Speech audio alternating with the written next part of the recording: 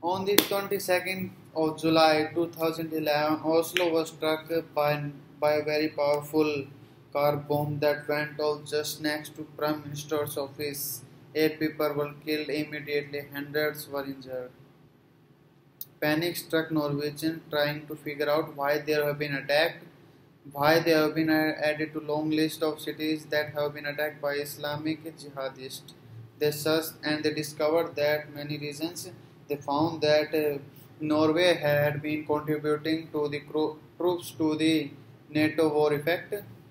They found that the Muslim community of Norway had not been properly integrated in the society, but they also found just a week before a Muslim preacher had been inducted for his incitement, and while the country was still trying to make sense of this fog of there was another attack, simultaneous attack that happened a couple of hours later in a school summer camp where more than 69 people were shot dead, including personal friends of Prime Minister and some members of the royal family.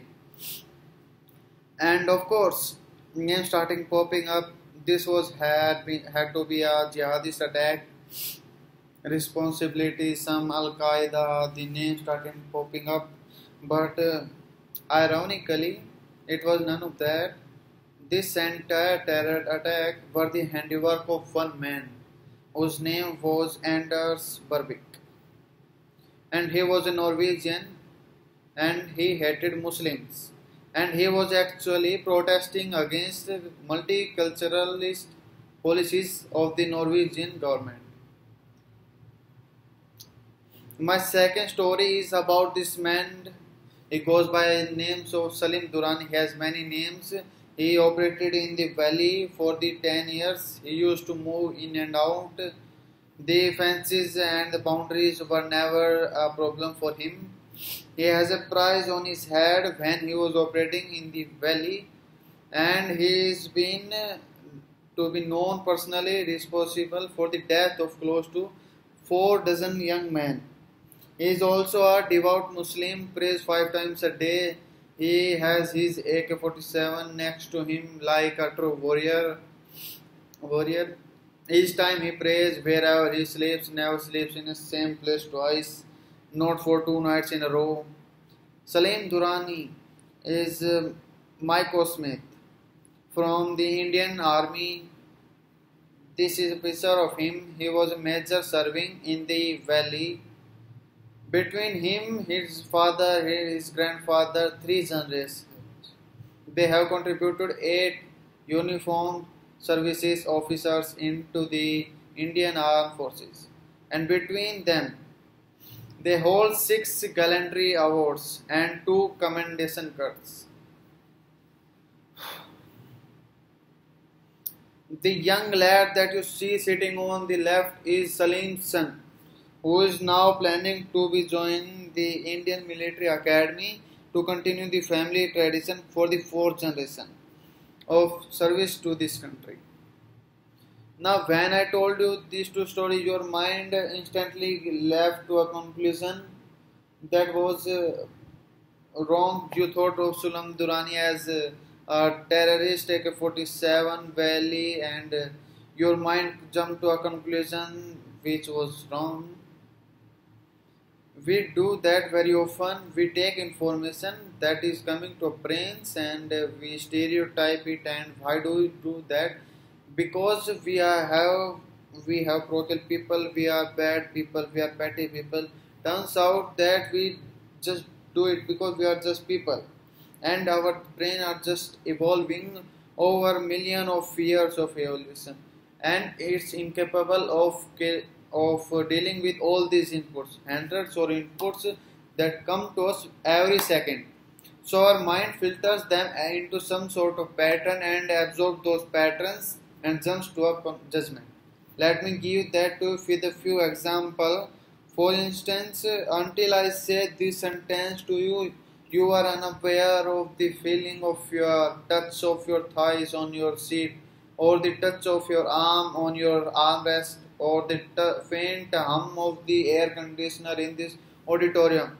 But the moment I said this, This and those pieces of information which were out there in your brain jumped into your mind and you could actually sense it. But until then, those sensations were coming into your brain, but they were being filtered out. And that's the way our mind works at a times. It just takes 2 to 3 pieces at a time and quickly jumps to a conclusion. That's wrong. Let's show you with another simple example. Try and solve the math puzzle. Suppose there is a racket and a ball which together cost 110 rupees. A racket and a ball together cost 110 rupees. The racket cost 100 rupees more than the ball. 100 rupees more than the ball. What is the price of the ball? Now all of us who got it as 10 just witnessed a way in which our brain takes information and jumps to a wrong conclusion. The answer is 5. The price of the ball is 5 and the price of the racket is 105. That is why it is 100 rupees more than the ball. But you heard 100, 110 and 100. You jumped to a wrong conclusion that the price of the ball was probably 10. Now the second feature of our way of stereotypical thinking is it will usually think of the worst case scenario. That is why Salim Durrani is a terrorist not amongst the thousands of Muslim officers and soldiers who serve in the Indian Armed Forces. And why do we do that? Why do we always gravitate toward the worst case scenario? Now the answer for that is also our human evolution of our brains. Suppose we back into the history and we were evolving and there were 2 tribes, tribe 1 and tribe 2. Tribe 1 consists of brave, fearless warriors and they would see a mammoth and they say, I would take on this mammoth by myself. They come to a chasm and they say, I run and jump across without any. And they would see a bright red fruit and said, bite into it, forget about the consequences. And the tribe 2 said, when they saw mammoth, I can't take on this mammoth. By my son need to go and get some more people. Or they came to a chasm, they decided to walk all the way down and build up a bridge or whatever. And they saw this bright fruit and but say, you know what, I will stick to my boring banana. Whose descendant do you think we are? Tribe 1 or tribe 2? Of course, tribe 2. Because tribe 1 didn't have descendant, they died. So 2 elements which jumps to judgment. Through judgments are usually worst case scenario. And the third problem is with this wrong judgment, worst case scenarios, we also change physiologically. Our mind changes the way we behave, biologically changes. Let me show you that to you with another example. How many of you seen the movie Black? It was a sad movie. How many of you cried during the movie? Why did you cry? Amitabh Bachchan is making tons of money. Rani Mukherjee is not blind. This is all happening in a screen. None of it is true.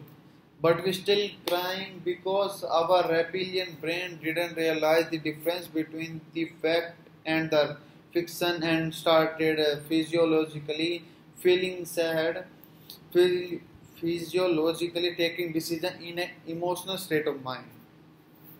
Now those of you who didn't see the movie Black or were too much or not to cry during the movie, I want you to visualize one more example. I want you to visualize that I am asking you to open your mouth. Don't open your mouth, just visualize. That I am asking you to open your mouth and stick out your tongue. Now your tongue is stuck out and your mouth is open. Now I have got a lemon in my hand and I am squeezing on the tip of your tongue and that juice is going down. Why are you salivating? There is no lemon in my hand. There is nothing in my hand. But again, your reptilian brain doesn't know that when you hear this word lemon, lime, you can't stop salivating. Because physiologically, our body changes the way we perform, we behave, we take decisions based on wrong informations. Now, salivating on imaginary lemon may be harmless, but stereotypes can be very, very dangerous. People get lynched by mobs because they believe that they have written the wrong kind of meat. Communal riots break out based on false WhatsApp messages, Photoshop images. Countries go to war because they believe that another country has got weapons of mass destructions. Countries leave alliances that they have been part for decades because they believe immigrants are coming and stealing their jobs, which is incorrect information. We start looking at every strangers with suspicion. We think that anything is different from us has to be dangerous. So we start believing that anyone who is not with us is by definition against us. One of the founding principles of our country is the core value of tolerance.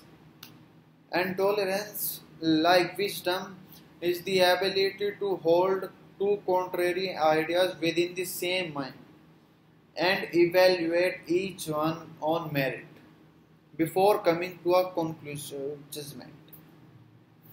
Before this talk, I was researching on the working of the brain of stereotyping and I found many books. And matter of fact, some of the anecdotes I told you were from those books. But I was hard pressed to find a book that would tell me how do we deal with this problem. What is the framework that will help us recognize this threat of parochialism and the divisiveness? Because if we start believing that anyone who is not with us is against us, then we will start creating a society in a world where everything is connected to each other, which is extremely divisive. And finally, I found a book from which I want to read out a passage for you. The fundamental duties of the citizens of India. Article 51A. It shall be the duty of every citizen to promote harmony and spirit of brotherhood amongst all people of India, transcending religion, linguistic, regional, or sectional diversity. Now, this book, as many of you have guessed, is the Constitution of India. It's that book which is holier than every holy book. It's that book on every soldier, every politician, every bureaucrat, every citizen of India swears his allegiance. We have been taught to stand up in attention whenever the national flag is flustered. We teach that to our kids. We have been taught to stand up and be in attention whenever the national anthem is played, and we teach that to our kids. I think it's also time to also sit down and start studying the fundamentals which are being represented by the flag and the by national anthem, because as the saying goes, when you are struggling to look for a new idea, sometimes it's a good idea to read an old book. Jahi, bye.